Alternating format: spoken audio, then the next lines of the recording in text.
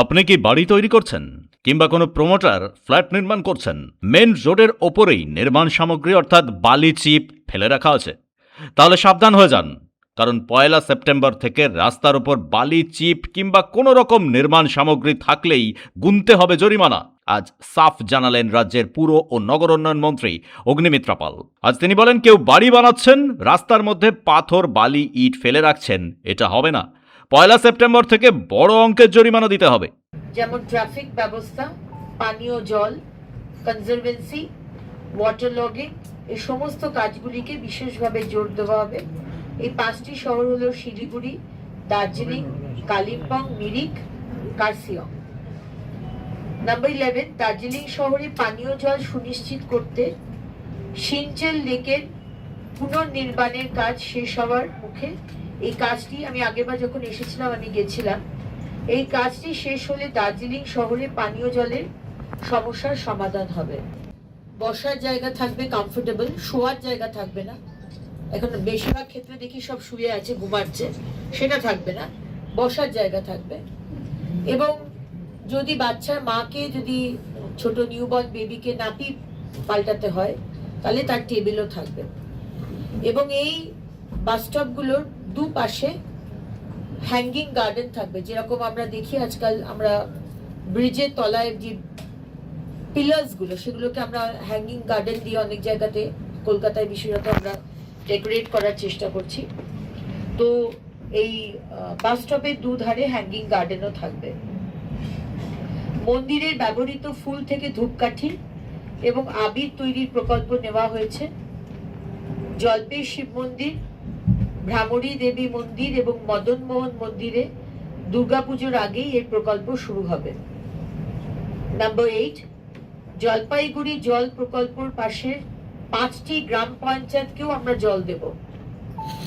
কারণ আমাদের যে আমাদের আরবান এলাকার মধ্যে আসছে না, কিন্তু তার সত্ত্বেও আমাদের যে কাজটা চলছে সেটা ওদের পঞ্চায়েত এরিয়াতেও চলছে, যা মানে ইন্টারফিয়ার করছে। সেজন্য আমরা ডিসাইড করেছি যে যে জল প্রকল্পটা হচ্ছে সেখান থেকে আমরা এই 5টি গ্রামকেও আমরা জল দেব। নাম্বার 9, মিরিকের 3টে এসটিপি প্রকল্প এই বছরের মধ্যেই শেষ হবে। মিরিক লেক এবং সন্নিহিত অঞ্চলকে সুন্দর করে গড়ে তোলা হবে। আমার ইচ্ছে আমরা কলকাতা দিয়ে কলেজ স্ট্রিটকে যেভাবে আমরা অক্সফোর্ড স্ট্রিটের, লন্ডনের অক্সফোর্ড স্ট্রিটের মতো সুন্দর করার চেষ্টা করছি, সেরকম ভাবে মিরিক লেকের যে পাশের যে জায়গাটা, সেটাকেও ভীষণ সুন্দরভাবে বিউটিফিকেশন করে আমাদের এটা ডেভেলপ করার প্ল্যানিং এর মধ্যে রয়েছে। শিলিগুড়ি সহ অন্যান্য শহরগুলিতে এই কাজ 1 সেপ্টেম্বর প্যান বেঙ্গল শুরু হবে।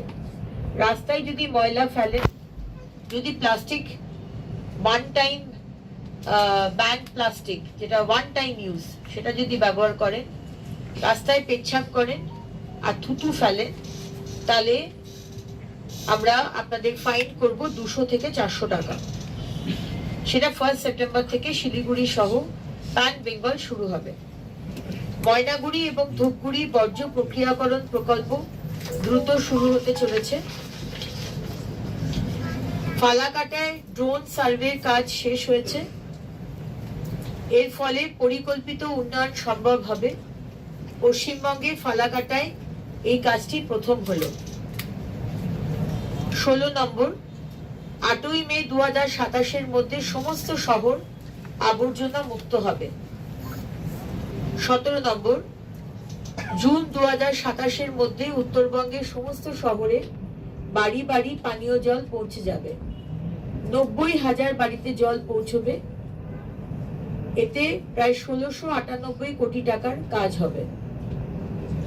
সমস্ত আমাদের নগর উন্নয়ন দপ্তর এবং ইউএলবি পৌরসভাগুলোর ছাদে আমরা সোলার প্যানেল বসাবো। মাননীয় প্রধানমন্ত্রী বারবার বলছেন এবং ইউএনএ গিয়েও উনি বলেছেন যে আমরা চেষ্টা করব to transform into renewable energy.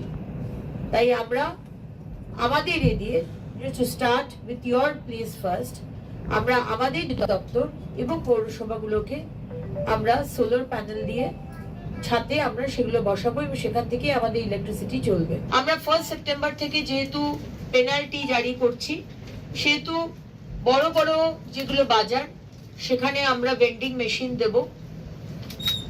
একটা ভেন্ডিং মেশিন হবে যেখানে ভুট্টা দিয়ে তৈরি আর আনারস দিয়ে তৈরি একটি বায়োডিগ্রেডেবল ব্যাগ, দেখতে প্লাস্টিকের মতো কিন্তু ওটা প্লাস্টিক নয়।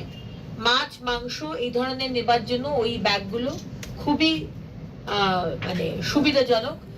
1 টাকা দামে ওই ব্যাগগুলো ভেন্ডিং মেশিন থেকে আপনারা পেয়ে যাবেন। বাড়ি থেকে ওই কালো কালো যে ব্যাগ যেগুলো ব্যান্ড, সেই ধরনের প্লাস্টিক ব্যাগ নিয়ে আসবেন না, আমরা ফাইন করব। এর সাথে সাথে ফল সবজি নেবার জন্য কটন ব্যাগসও আমরা দেব, এবং সেখানে আমরা ভেবেছি কোনো কোনো জায়গায় 5 টাকা বা 10 টাকা দাম হবে, আর কোনো কোনো জায়গায় আমরা প্লাস্টিক বটল আপনি বাড়ি থেকে নিয়ে আসবেন, সেই প্লাস্টিক বটল ওই মেশিনের মধ্যে ঢুকিয়ে দেবেন আর সঙ্গে সঙ্গে একটা ব্যাগ আপনি পেয়ে যাবেন, আপনাকে কোনো টাকা দিতে হবে না। এটা অপশনাল, কোনো কোনো জায়গাতে আমরা এই বিষয়টা রাখবো। কেন্দ্র সরকার আমাদের জানিয়েছেন সব জায়গাতেই শুরু হয়েছে, শিলিগুড়িতেও শুরু হচ্ছে।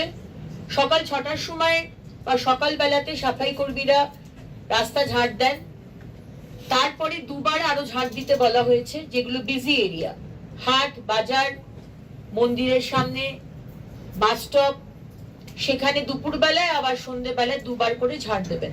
তাই এই সাফাই কর্মীরাই যারা উপরে সকালবেলায় যারা কাজ করছিলেন, আবার করে সেই টাকাটা তারা দুপুরবেলার জন্য পাবেন। এই বিষয়টা আমরা শুরু করছি খুব শীঘ্রই।